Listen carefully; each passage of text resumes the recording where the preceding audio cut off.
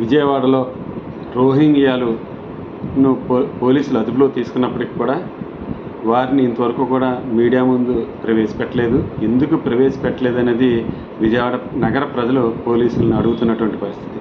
ఇంతవరకు కూడా 2 రోజులు గడుస్తున్నప్పుడు కూడా రోహింగ్యాలు ఎక్కడ వారు, బంగ్లాదేశా, మయన్మారా, బంగ్లాదేశ్ నుంచి ఇక్కడికి ఎలా వచ్చారు, హైదరాబాద్ నుంచి వచ్చినటువంటి ఎంతమంది ఉన్నారు, అదేవిధంగా 15 మంది రోహింగ్యాలను గుర్తించినట్లుగా పోలీసులు చెబుతున్నప్పటికీ కూడా ఆ 15 మందిలో 5 వరకు కూడా హైదరాబాద్ నుంచి ఇటీవలే వచ్చినటువంటి పరిస్థితి.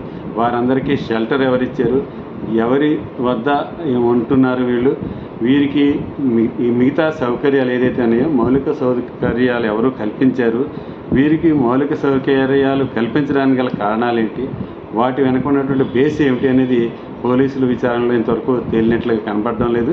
పోలీసులు ఇంతవరకు కూడా మీడియా ముందు ప్రవేశించబట్టలేదు. ఎందువల్లంటే దొరికినటువంటి 15 మందిని ఈ పరిస్థితుల్లో మేము అదుపులోకి తీసుకున్నాం, ఈ కేసులు నమోదు చేసాం, సెక్షన్ ఈ క్రైమ్ ఏదైతే ఉందో ఆ క్రైమ్కి సంబంధించి వీళ్ళకి ఏమన్నా పాత్ర ఉందా, వీళ్ళకి షెల్టర్ ఇచ్చిన వాళ్ళకి వీళ్ళకి మధ్య ఉన్నటువంటి సంబంధాలు ఏ మేరకు ఉన్నాయి, ఇవన్నీ కూడా విజయవాడ నగర ప్రజలకు తెలియజేయాల్సినటువంటి అవసరం పోలీసు డిపార్ట్మెంట్ ముందు ఉంది.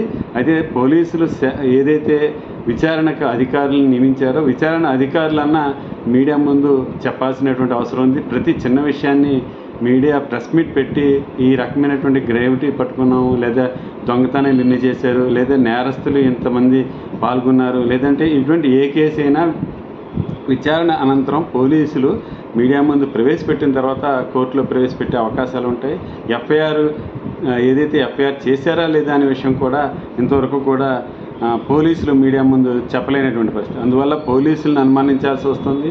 అసలు రోహింగ్యాలు ఇక్కడ ఎందుకు వస్తున్నారు, వారి మీద ఆచూకీ ఏదైనా ఉందా, వారికి సంబంధించిన ఇంటెలిజెన్స్ రిపోర్ట్లు ఏమున్నాయి, ఏదైతే వీరు దొరికిన తర్వాత వీరు ఇచ్చిన సమాచారాన్ని కేంద్ర నిఘా వర్గాలకు ఏమైనా తెలియజేశారా లేదా అనేది అనేక ప్రశ్నలు విజయవాడ నగర ప్రజల్లో కలుగుతున్నాయి. ఈ ప్రశ్నలకు పోలీసులు నివృత్తి చేయాల్సినటువంటి పరిస్థితి ఉంది. అయితే ఇంతవరకు కూడా 2 రోజులు గడుస్తున్నా కూడా నివృత్తి చేయలేకపోవటం వల్ల పోలీసులపై ప్రజలు ఏదైతే అనుమానాలు రేకెత్తించే పరిస్థితి ఏర్పడుతుంది.